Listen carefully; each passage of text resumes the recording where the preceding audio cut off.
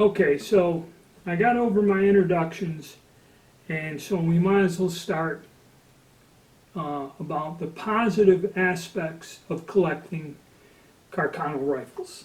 Okay, I'm going to do the positive. The next one I'm going to do the negatives. Positive thing about these guns is in the past they never really were collectible, much like Japanese firearms. You had some people that collected them, but their value did not go up because like Japanese firearms, there are only a few different variations and some are rare and demand a premium. Where the Carcanos were all basically the same gun, and they came in the long version or the little folding bayonet carbine or the little tiny carbine. Okay, pretty simple.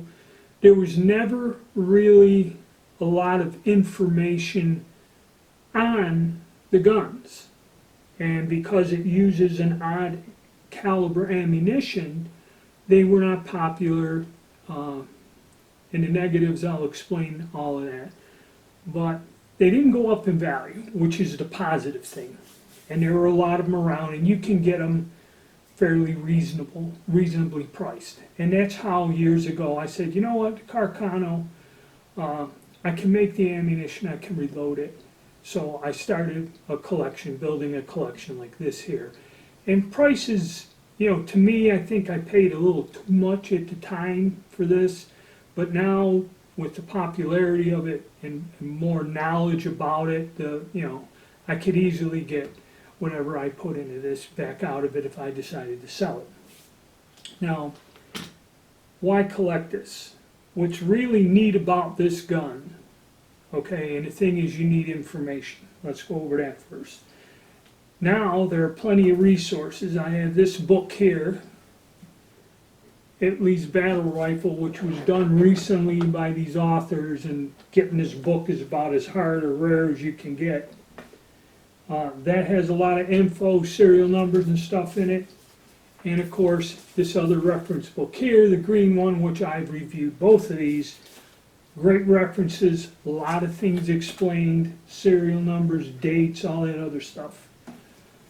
Okay, but what people don't realize about the Carcano is there were 3 basic models to start with, and then over time the Italian military and government recycled these guns.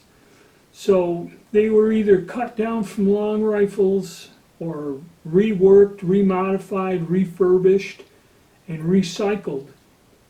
So now you have, if you collect firearms and like to collect military firearms, you have a whole assortment of variations or whatever. I did the one video, I bought the 4 TS carbines from DK Firearms, and each one I got was a different variation.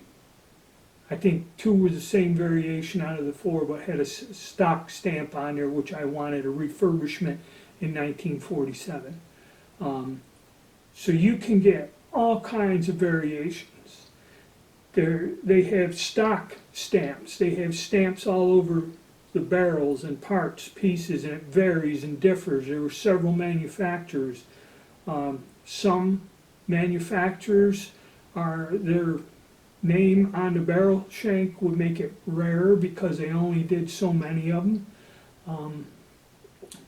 So if you wanted to collect a gun, and if you were really into collecting guns, doing research, figuring out what the stampings mean, getting an assortment of all the different variations that you can find, as far as a collectible gun, and the fact is that still, even with this huge influx, the price is still fairly reasonable.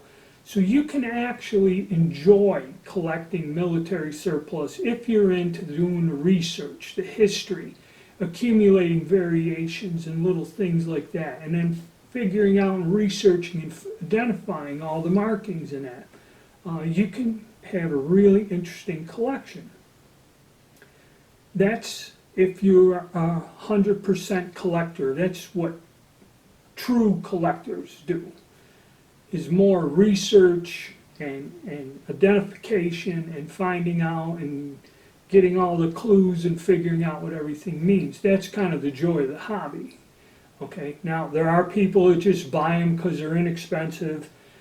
They don't get that deep into the collecting end of it. Okay, and see, this is where I have a little bit of a influx on there. Some people call these guns trash rods and junk, and why do you even fool with it and everything else and that.